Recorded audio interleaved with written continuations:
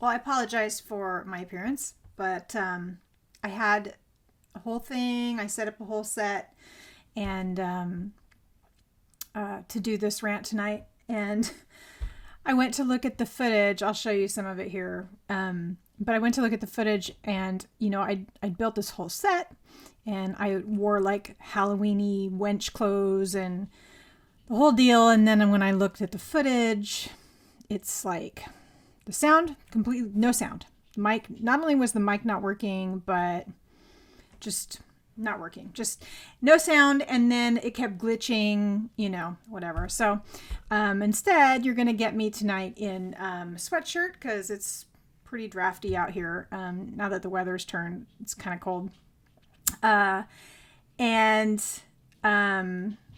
Yeah, so anyways, everybody's gone. It's just me and the pets in the house. And so I thought, whatever, I'll just redo it. And instead of just doing a voiceover, I will go ahead and do it kind of podcast, vlogcast style. So let's get into it.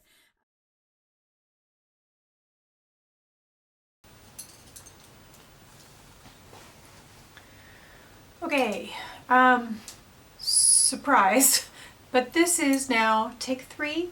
It is 9 o'clock on Halloween morning, and I have realized that, in fact, I do not have footage from the second take because it had no video. So my first go around 3 weeks ago when I looked at the footage had no audio and was glitchy, and now yesterday's or the day before yesterday's footage has no video. And so I was trying to finalize it today and the video was completely corrupted. So we're going to try this a third time. I want to put this up by sunset tonight. So anyways, I'm mildly panicked, but and I probably still have glitter on my face from a Persephone costume photo shoot I was doing yesterday for Halloween. So we're gonna just soldier on, and hopefully I will have this up this evening. I put my notes in front of me. Hopefully you guys can see me okay. I don't have my glasses on because it would be glary. So we're gonna do our best. I officially feel like the forces of evil are aligning against me, and that this rant video has a curse on it. So let's talk about folklore. The first thing I'm going to do is a content warning. So I'm gonna put the content warning on screen, and then and I'm going to talk you through it. Okay. Seriously, you're going to hear sirens and stuff. I have to just get this done. I apologize. I can't wait for quiet. I just have to do this. Okay, anyways. Moving on. Okay.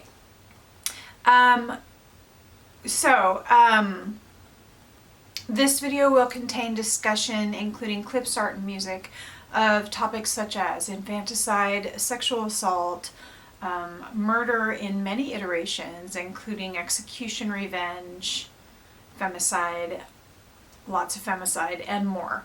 Various types of abuse, postpartum depression, death in war, suicide, death in pregnancy, morbid postmortem carnage, and general nefarious behavior.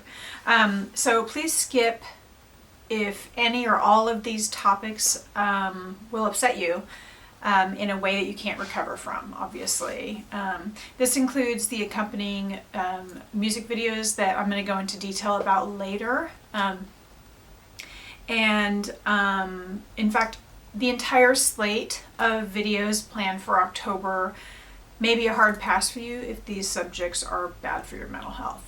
But I do, and I apologize in advance, but I will be back in November with your normal sad and woeful and sometimes joyful and lovely folk music entries. Okay, so come back in November for things that do not require content warning, and for this video we're going to push forward. All right, so I am going to be looking down at notes and stuff just because I don't have it memorized. I thought this was going to be a little bit more pre-recorded so I could edit it better. So I'll be looking up and down a lot. I apologize for that in advance. I'm not even sure I'm looking in the right spot on the camera. Bear with me, here we go. So this is the best time of the year for me. I enjoy horror in general. I love all things that are creepy and eerie and, you know, weird. So, my name is Myra. In case you guys didn't know that, Moda Myra is run by me.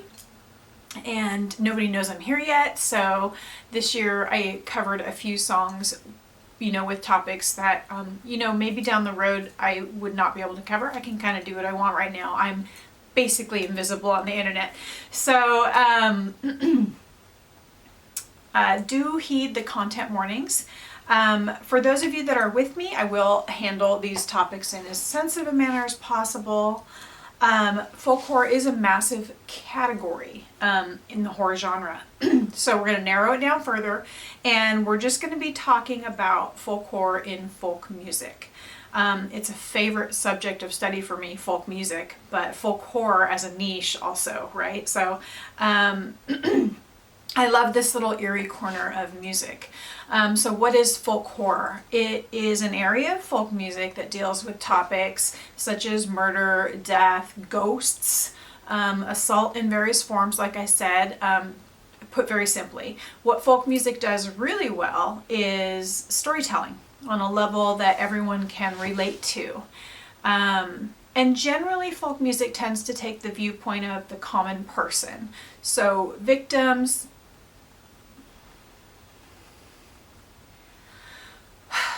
that was creepy feeling. I'm not gonna lie. Shoot. Okay, we're gonna keep going. Okay, so victims and bystanders who otherwise would have felt historically unrepresented, right, in other forms of music of the time. Mainly because a lot of the forms of music of the time were, you know, if we're talking broadly about a time period here between 1600 and I have no idea what this looks like. This is hilarious. Between 1600 and like the late 1800s is where our genre standard is going to sit, right? Of course, there are exceptions. There are things going back into the Middle Ages, and there are things that are, you know, 20th century. So, in terms of the time period, though, between 1600s and the late 1800s, we're talking about a lot of classical music. So, you know, it's not really words. These are things you feel, which also is lovely. But obviously folk music is a storytelling genre. So, and also I think classical music, church music also would have been a very common type of music, and it would have been fairly unapproachable and non-topical for the average person in the street, right? So folk music was where, you know, things would get passed around in villages, passed on sheets throughout towns, and would travel with peddlers and travel with people who, you know, went from town to town for jobs. And so folk music would spread kind of in a grassroots fashion. Of course, it's folk, it's music for the people, right? So it would have been talking about things that were happening to these people or stories that they related to, right? In real time, in a real way, in a way that was casual, I guess, is one way of looking at it, but also relatable is the key thing here, right? So they can relate the events in these stories of these songs to their own lives. What folk music also does really well is it duplicates itself. Sometimes minor, sometimes major changes as it crosses cultural divides, as it crosses town to town, as it crosses person to person, as it crosses from a man's perspective to a woman's perspective. And so you're going to see a lot of variation in very similar songs with adjustments to point of view or wide variations in tune sometimes, or just minor variations in tune but completely different words. You get the picture.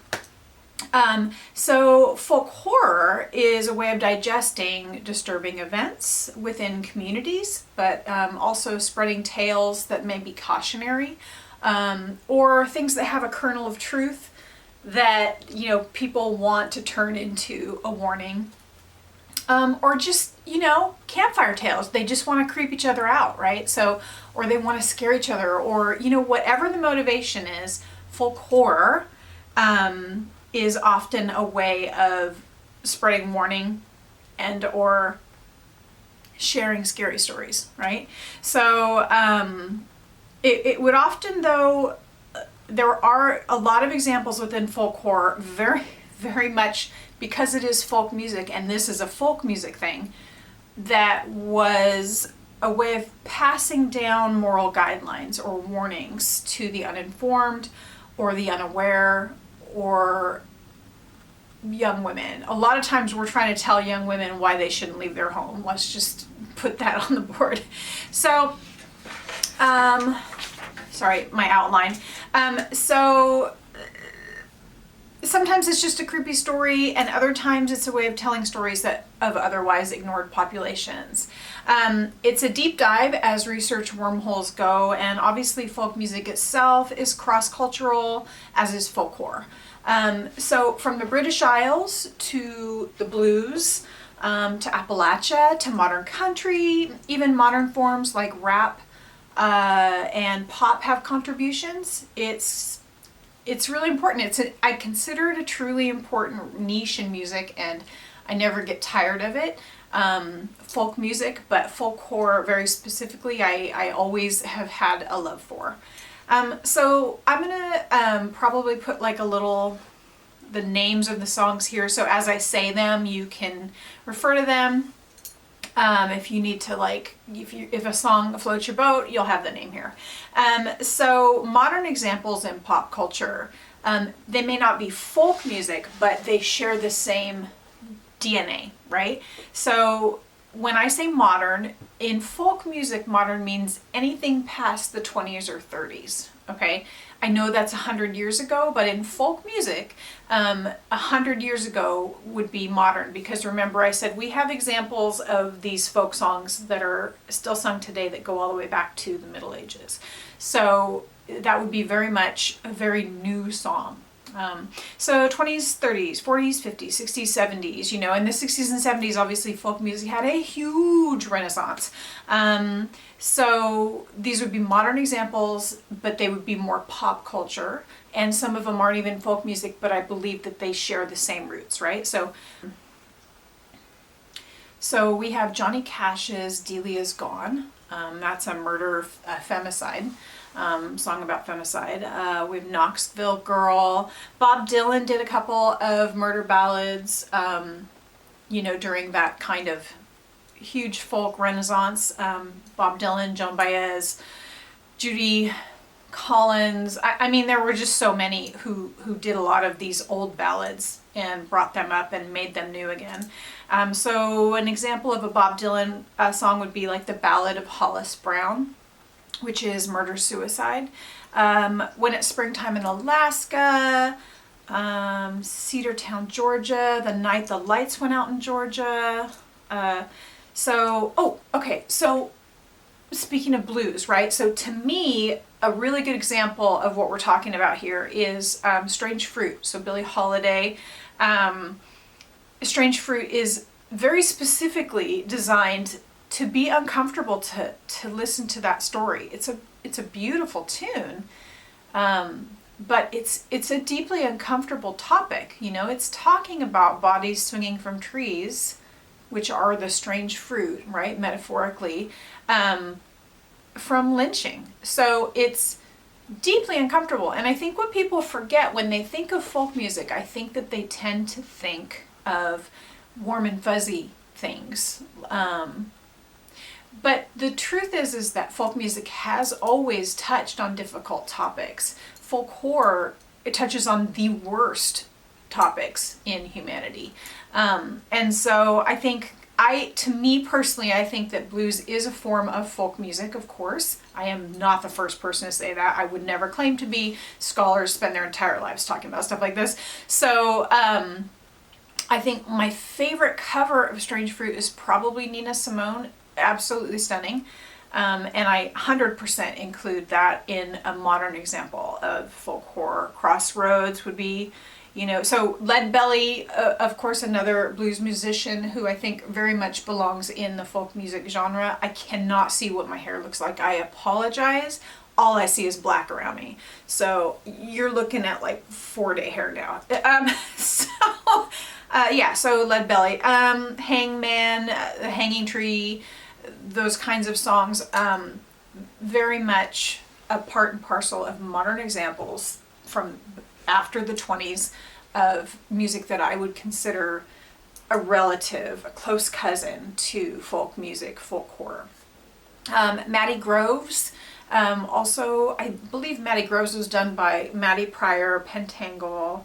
A lot of people have done Matty Groves. It's one of the most covered folk horror songs there is. Oh Death from Oh Brother Where Art Thou, that exploded folk a little bit for a while there. That's that movie. Long Black Veil. So there are quite a few examples in modern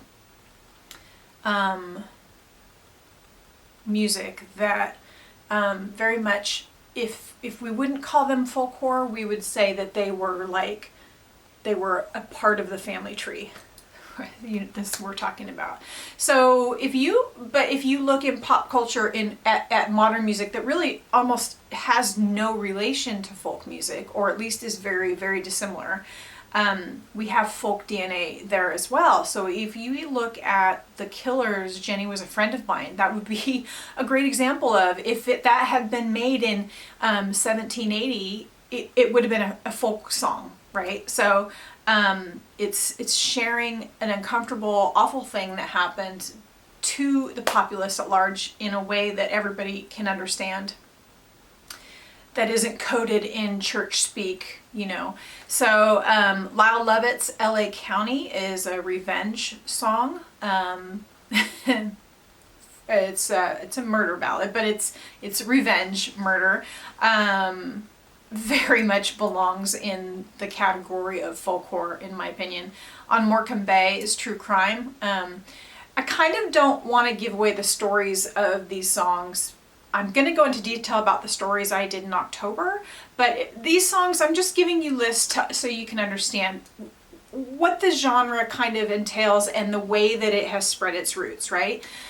So I'm not going to tell you what these songs are about specifically. I'll just give you kind of their names and tell you where they fit, right? So on Morecambe Bay is True Crime. It's basically a large scale death that was preventable of some workers. So yeah, definitely check that out if you're interested. Tom Waits did Murder in the Red Barn, which is based on a song from the 1800s.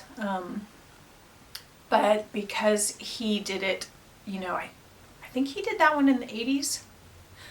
I'll have to look it up. But it is a song that existed in the 1800s by a different name, slightly different name, because Tom Waits did it, suddenly it became fresh again. So this happens a lot with older folk ballads, obviously. Bruce Springsteen's Nebraska, murder ballad, Nebraska. Bruce Springsteen's Nebraska. There we go. And then again, like I said before, I believe that there's a lot of shared DNA between rap music and folk music. Okay, so I don't think that you get Run DMC's entire catalog without talking with people about the things that are happening in their lives in a way that other people are not talking about or seeing, and putting it out in a way that becomes massively popular and relatable to people even outside of that cultural zeitgeist. So I think that you could make a really good case for like Eminem's Stan, right? Because that's like a a fantasy story of a stalker and death and whatnot, as having very, very, very strong DNA in folk horror. So that's what I'm talking about. I'm talking about how folk horror spread its fingers throughout music, essentially. Folk music in general has, of course.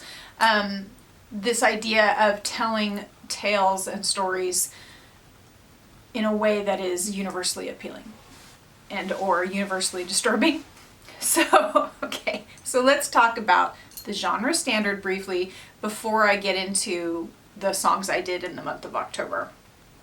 So the genre standard, classic folk music from the periods I mentioned earlier, anything pre-1920s, right?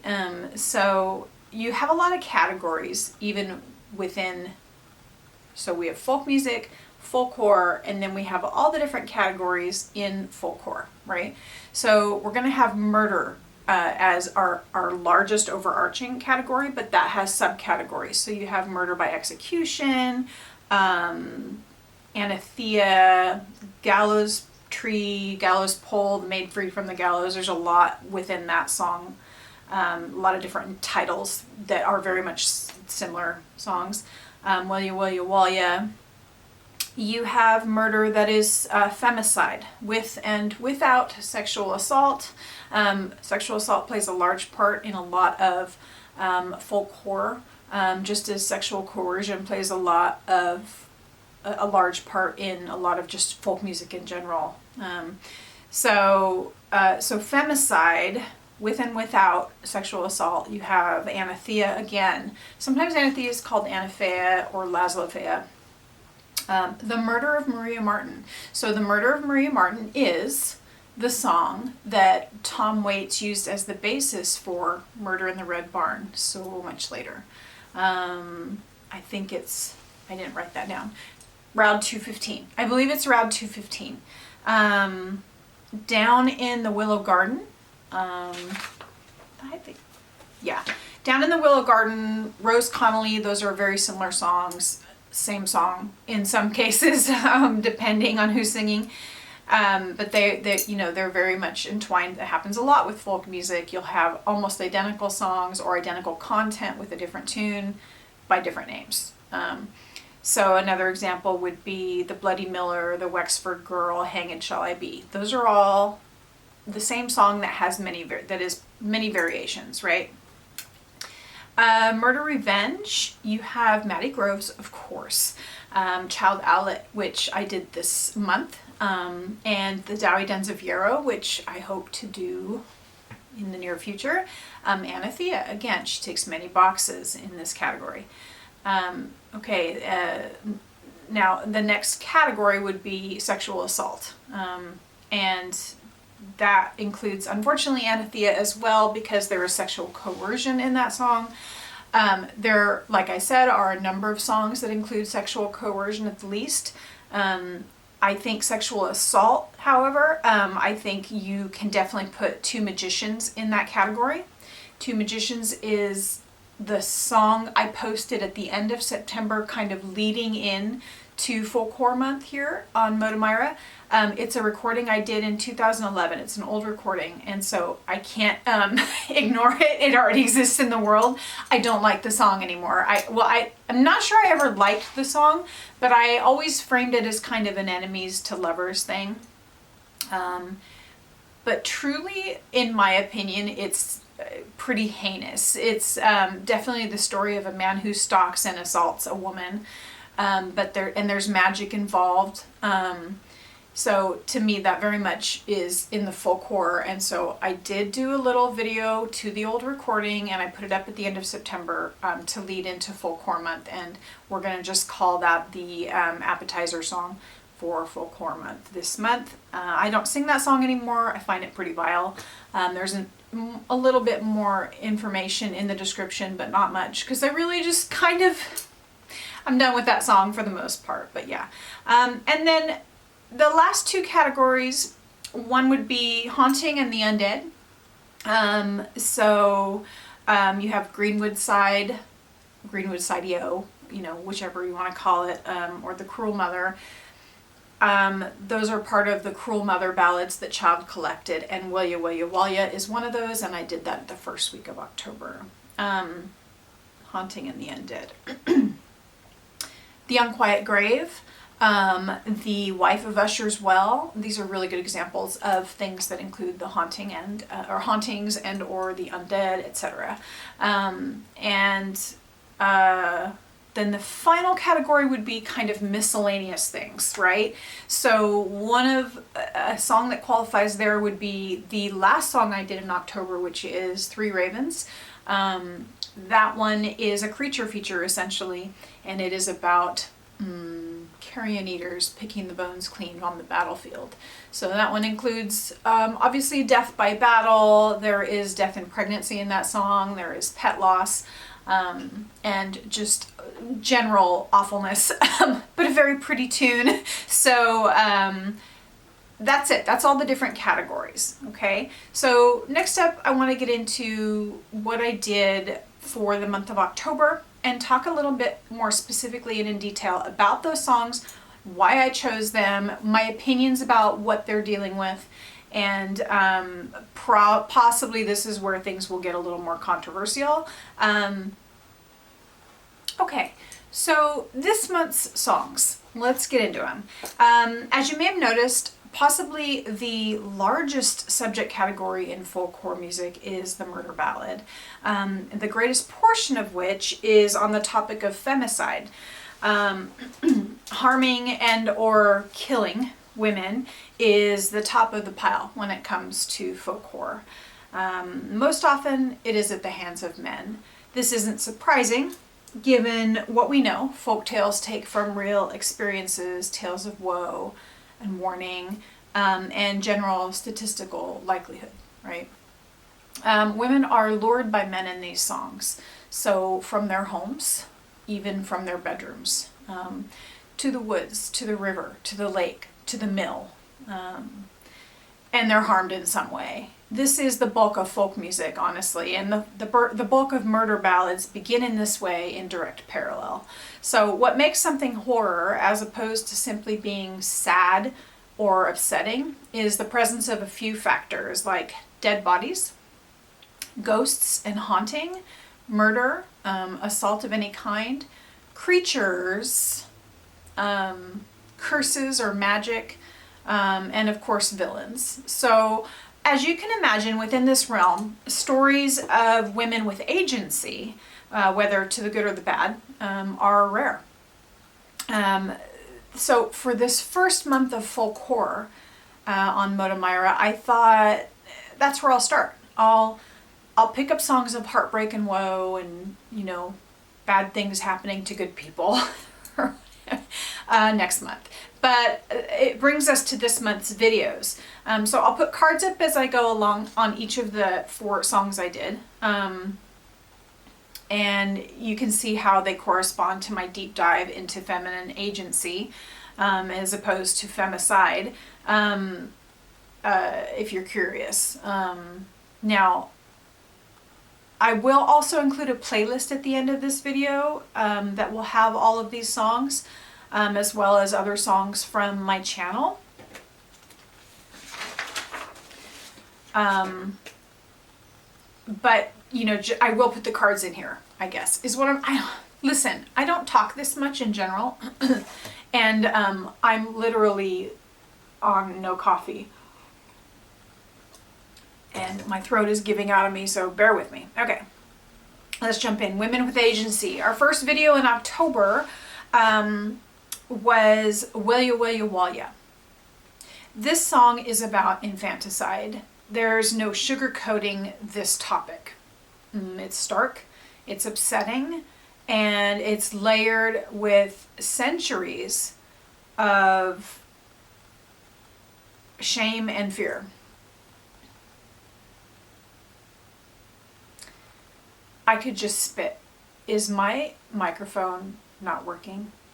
Oh my God. Oh my God. You have got to be kidding me. Please hold.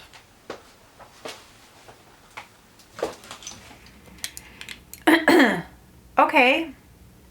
Well, I apologize because plainly the first half of this video is going to be crappy sound.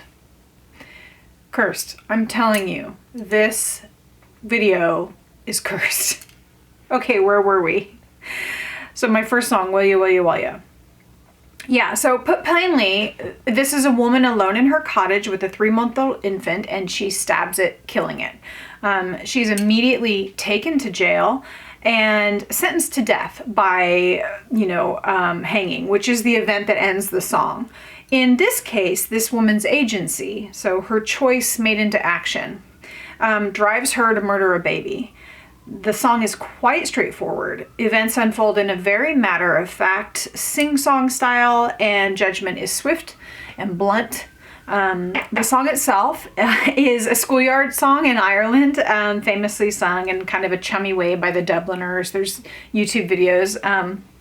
The old woman is what she's often called. I just called her a woman in mine for various reasons, is a witch-like character, a single-dimensional villain.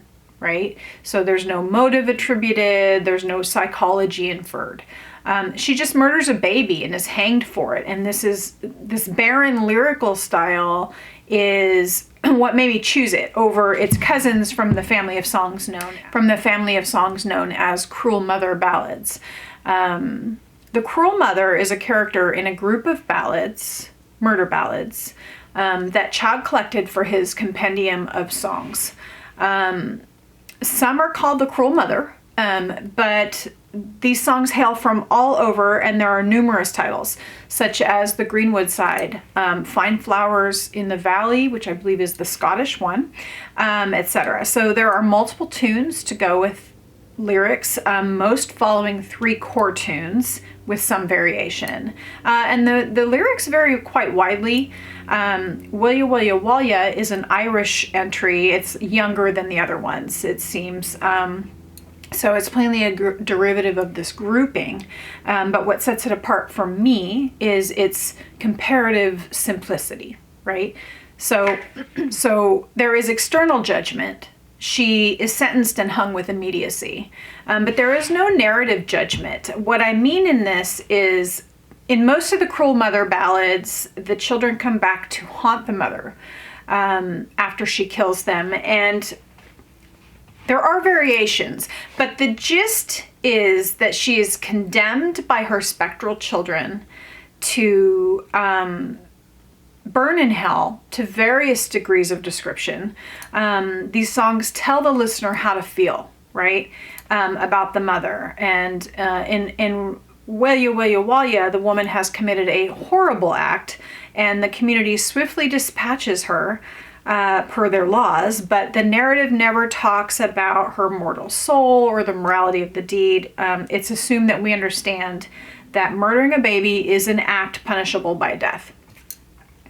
But it's never said to us why, under what code of behavior or religion she's going to suffer, or even if there is a judgment outside of that meted out by the law. For all that this song is often referred to in kind of hushed voices for serious folk people, I found that actually really interesting in comparison to its predecessors. The truth is, we now understand all of the historical and even current issues that mothers have faced and do face. There's a bird just absolutely going nuts outside this window. I apologize. That bird is making light of the topic, not me.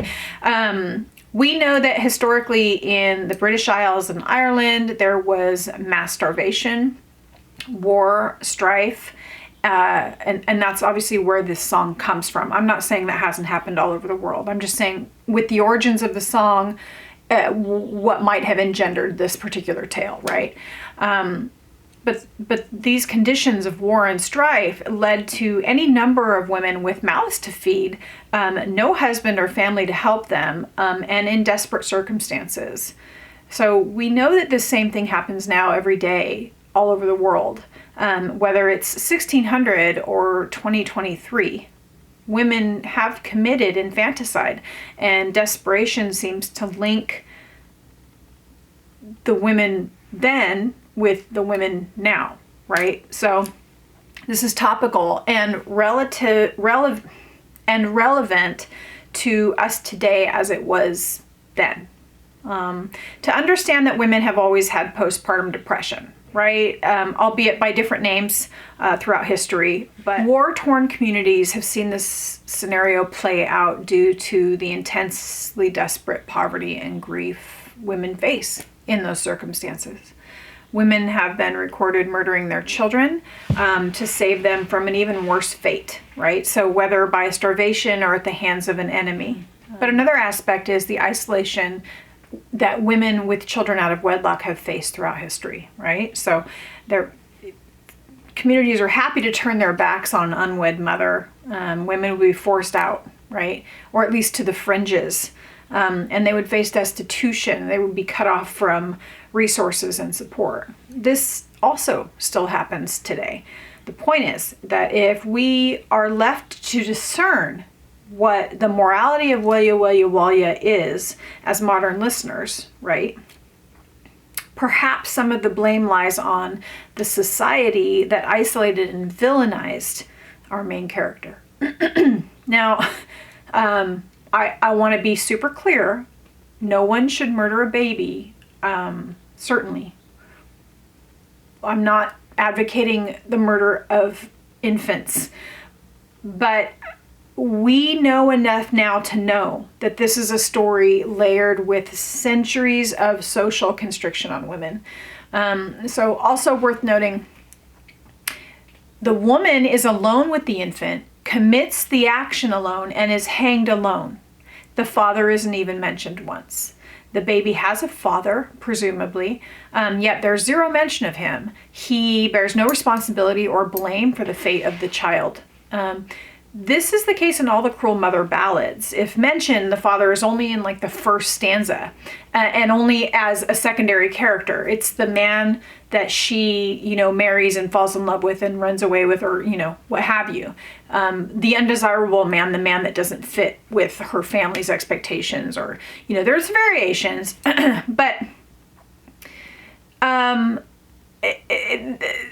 then all of a sudden the woman is alone with a baby or children.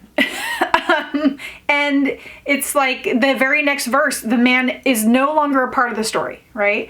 So, yes, infanticide is horrific, but it does seem to me that society, especially the father and or the family of the woman involved, or, the woman at the center of the story, they should bear some responsibility for what happens to that child and that mother. We are not alone in having children as women. We need our communities. And when that community abandons us, it can lead to horrific result, right?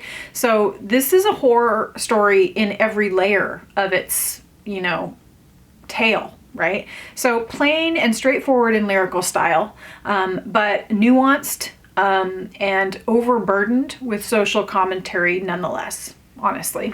That's Walla. So unless she's just an old witch, right, and a witch in the forest, and we can consign her to a scary story, a fairy tale, as it were, warning children not to go alone in the woods, and then we can sing in the playgrounds. I mean, so it depends who you're singing to, what your motivation for singing the song is, and our perception of it, depending on our cultural. Then we can sing it in the playgrounds. And I think essentially these songs wouldn't have stuck around as long as they have if they had not remained a topical thing, something that still happens. We are still spreading these tales because this is something we are still trying to figure out, right? So let's move on. So the second song I did for the folklore month was also, it landed on Friday the 13th. So I chose a real slasher flick of a song, Child Owlet. And I really do mean that. The villainous Lady Erskine, right? When a woman's agency is realized through evil intent, foul deeds, and bloody death, right? Lady Erskine is the rarest of female folk music characters. An actual villain, so plodding from her web, spider-like and wicked. This is the most Halloweeny of the choices I made for October. So we have a villain, a sinful proposition, a dastardly lie told with blood, a vengeful dupe, and murder most foul, of course, ending in gore and tragedy. And when I say gore, I mean gore. There are 2 entire verses dedicated to gore. So it's a slasher flick. So all while our spider lady sits and sews, right? She's delightfully sociopathic. There should be a movie made because, Lady Erskine is remorseless. She's merciless. And because of that, she survives. Which is where the core of the song is, if you're going to sing it. The question is why? Why is she a villain? So you're always trying to come up with your approach to songs when you sing them. I'm not a villain, certainly, but I had to invent a psychology for her. She's a survivor, and she's learned that in order to thrive, she'll sacrifice others at will. And I do mean, she doesn't just want to survive. She wants the good things in life. She doesn't want to give up her position, right? So she's going to make sure that other people give up theirs instead, right? So she thought, she would seduce Child Owlet, and he refuses her because, out of respect for his uncle. He's a young man staying with his uncle. And Lady Erskine is either a woman in care at the house, like she's a visiting friend or relative of Lord Ronald, or Lord Ronald is her husband. And I think for the purposes of right now, let's just say Lord Ronald is her husband, okay? So she tries to proposition his young nephew, Child Owlet. And Child Owlet says, oh, hey, no way, lady. I could not possibly do that to my uncle, right? So what we have to understand about this time period that this song is probably from, so late medieval, early Tudor, I would say it's like, it kind of spans a gap, essentially. And there's more information in the description of the actual video, right? So it would have been very common for young men to go to their uncle's estate or, another part of the family. They would go to the estate of another part of the family to learn skills like swordsmanship and estate planning and running and things like that, horse husbandry. So they would have learned skills that they would have needed for their position because each son had a position he would be kind of filling within a family. So that is probably what Child was doing at his uncle's house, a long extended stay to learn a specific skill or trade within that family, right? So Lady Erskine, when Child refuses her, she has to cover her ass. She can't have Child go running to Lord Ronald and say that she tried to, cheat on him, essentially, or sleep with a young man in the household. She needs to maintain her position as a virtuous lady of good standing, right? So she cuts herself with a knife, and Lord Ronald comes in when she cries out. And she essentially tells Lord Ronald that Child Owlet had held her at knife point and was going to sexually assault her, and she resisted and he ran away, right? So she knows this will lead to dire circumstances for Child. I don't know that it's necessarily true that most people would have been murdered for sexual assault in this time period, but within this familial story, there's a good likelihood that we're talking about Lord Ronald's wife, right?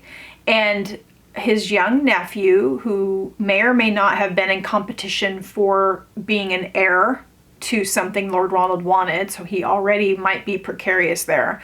But also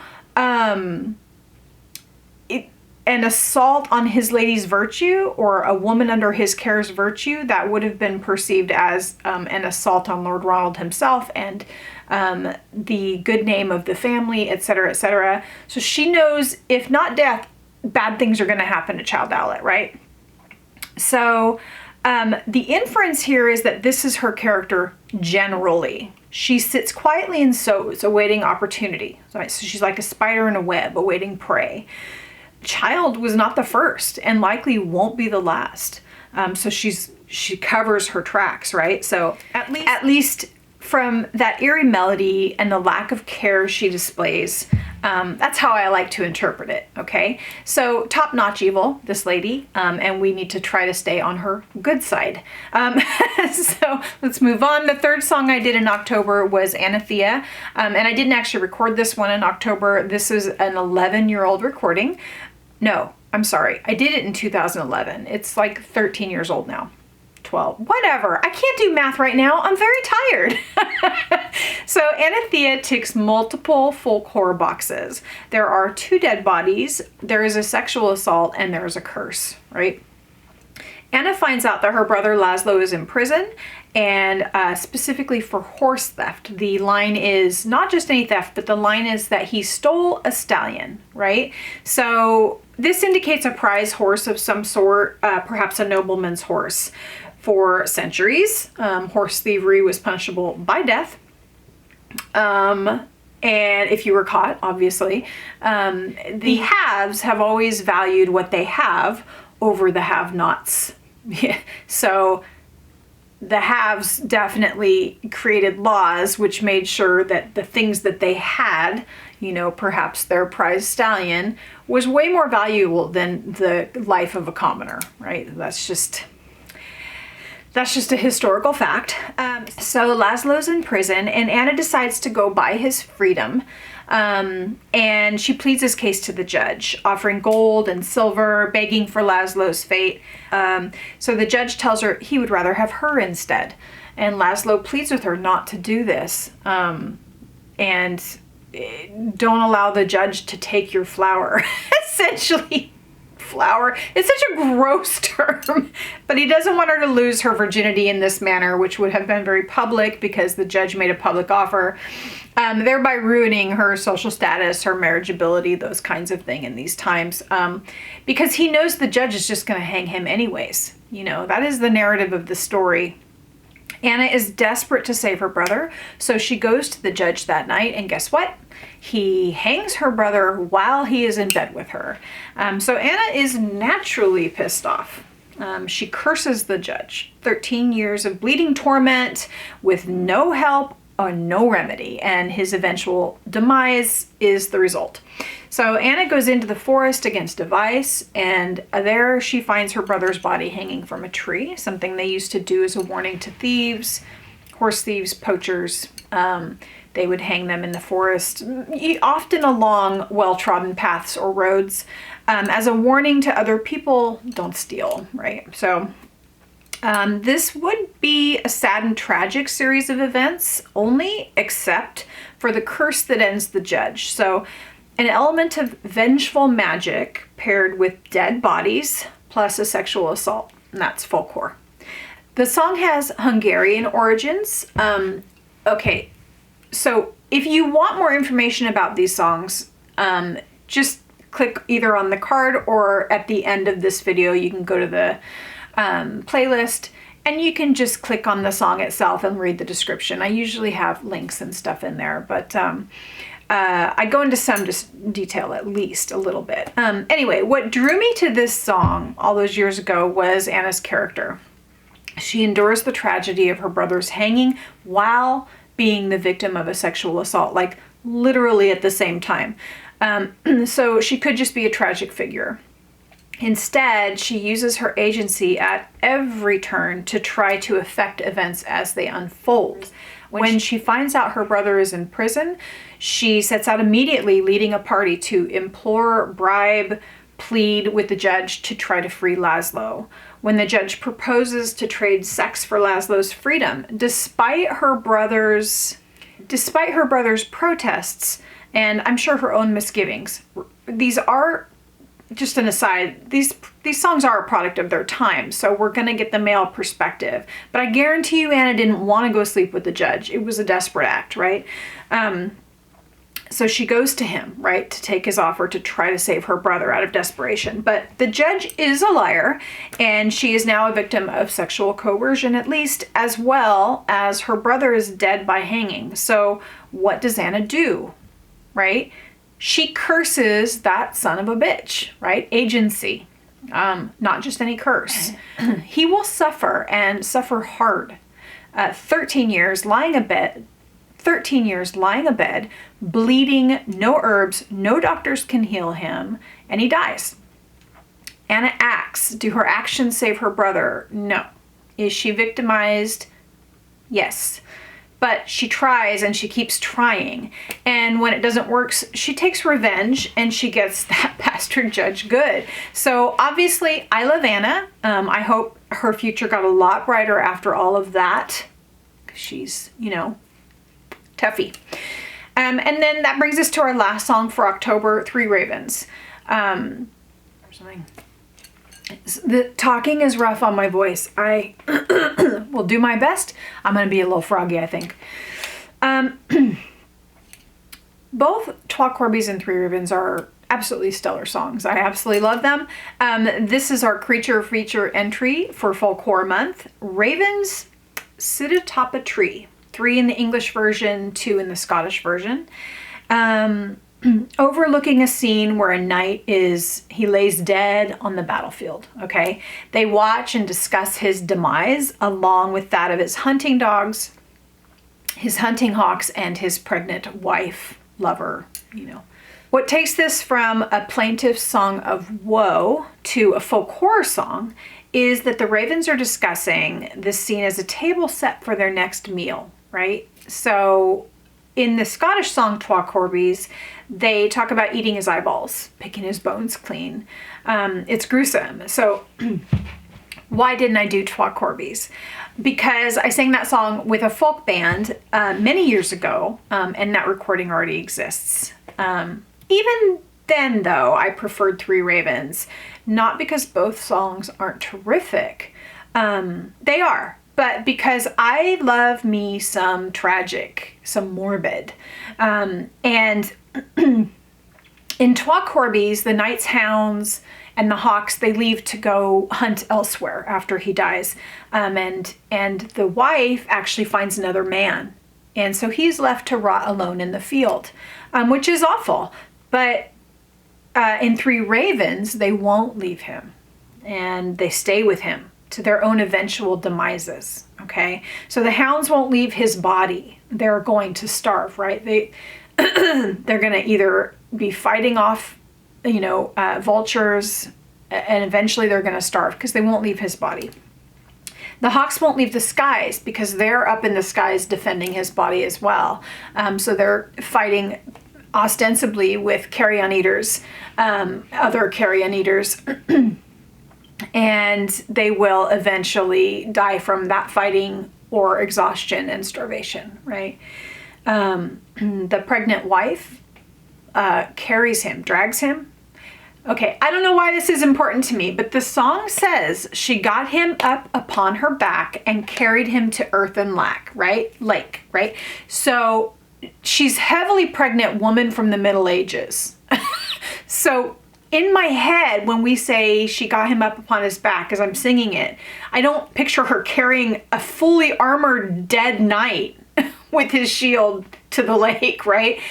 I picture like maybe she grabbed his cape, or she got some sort of, maybe she put him on his shield or something and put that over her shoulder and kind of like dragged him, right? Like there's no way. She's not a bodybuilder. This is a woman who would not have been doing even heavy labor. It's a knight's wife. So she drags him down to a pond nearby, an earthen lake. So it's a small lake pond type situation, large pond. And she washes his body, is the inference there. So the whole reason that she would go to that trouble points to this song's potentially medieval beginnings.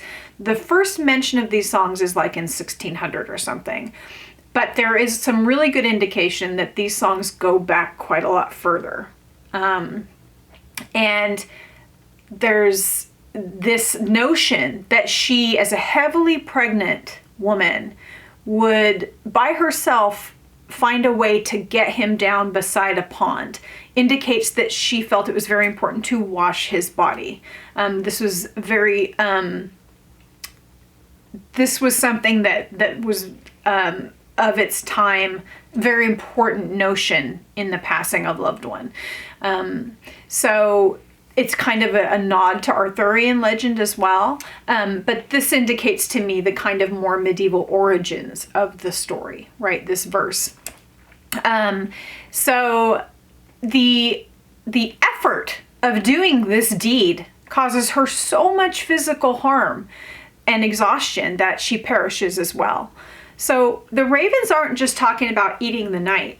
They're going to eat them all. Hounds, hawks, the knight, and his pregnant wife. Okay? It's absolutely devastating.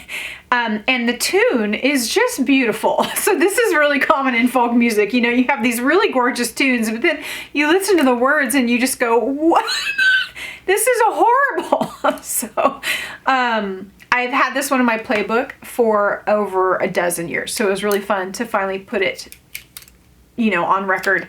I am very limited by the fact that I am just learning how to record my own music and that I have to play my own instruments. I'm not a digital whiz. I'm physically playing an instrument when you hear it. So in a song like this where you've got like 12 tracks, it's all me.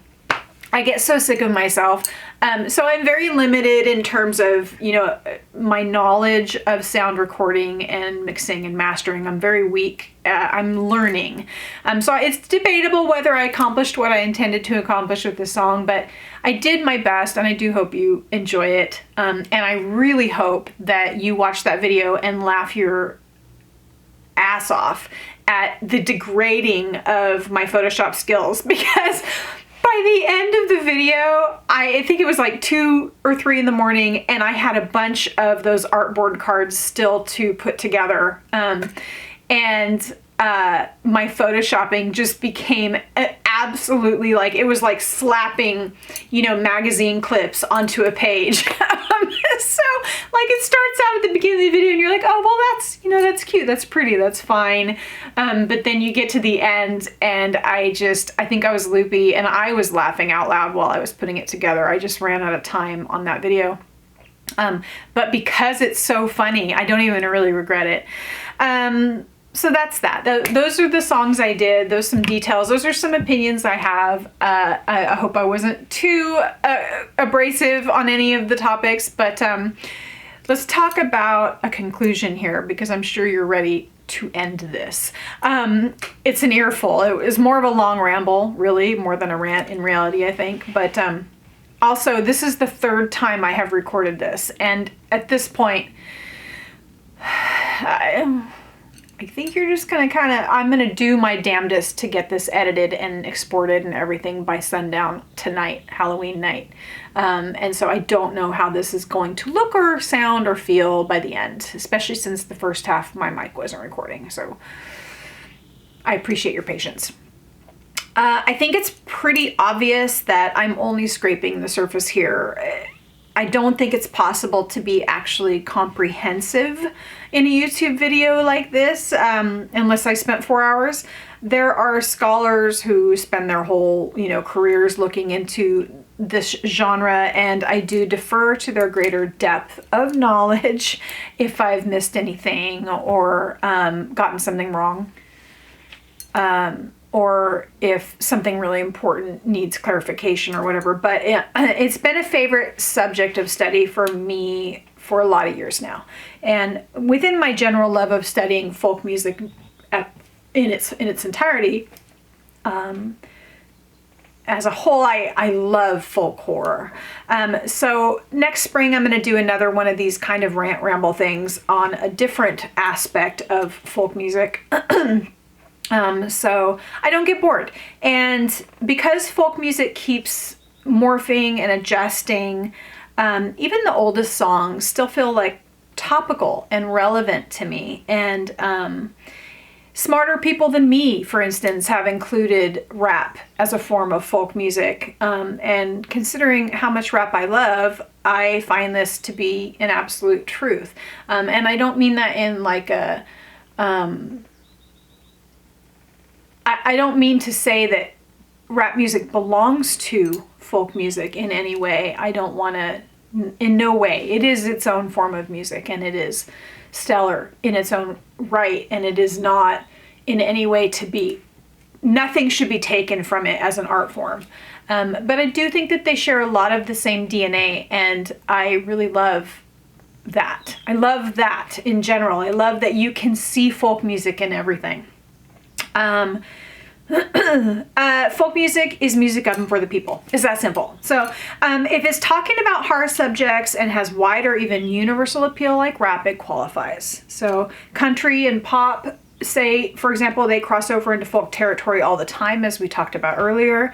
But as it pertains to this video, if a song takes tragic and horrifying events or stories and turns them into a tune that spreads throughout communities in one form or another to scare, warn, or inform, that's folklore. You know, throw some dead bodies in, some curses, some villains, some hauntings, folklore.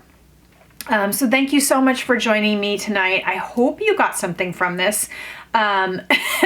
You know, even if you were just pointing at laughing at all of my snafus here, I swear this production was cursed. Or even if you just kind of went, oh, a few times, great. You know, I'm a bona fide folk nerd, and I love all things oogie and creepy and scary and off-putting. So this month has been really fun for me. This is the 5th and final video for inaugural folklore month here on Moda Myra in October of 2023. So hopefully in 2024, I will be doing another folklore month, and I will have gained a lot more skill than I have this year while I am just kind of learning. I haven't even tried to figure out YouTube yet. Nobody knows I'm here. I figure that's a chore for next year. I'll figure that stuff out later. But I really had a really good time working on these projects, and so I definitely want to do it again next year, and I'm thinking I will do ghost stories next year. I think that would be really fun. Maybe I'll write something. So I'm open to suggestions though, and I would love to hear what your favorites are. As long as you're polite, enjoy. Have a good time talking about that in the comments. So anyways, I'm open to suggestions. I would love to hear what you'd be up for. Please subscribe, comment down below if you would like, and I will see you in November with things that don't require content warnings. So have a great Halloween, Samhain if you celebrate, and stay creepy. Sweet dreams.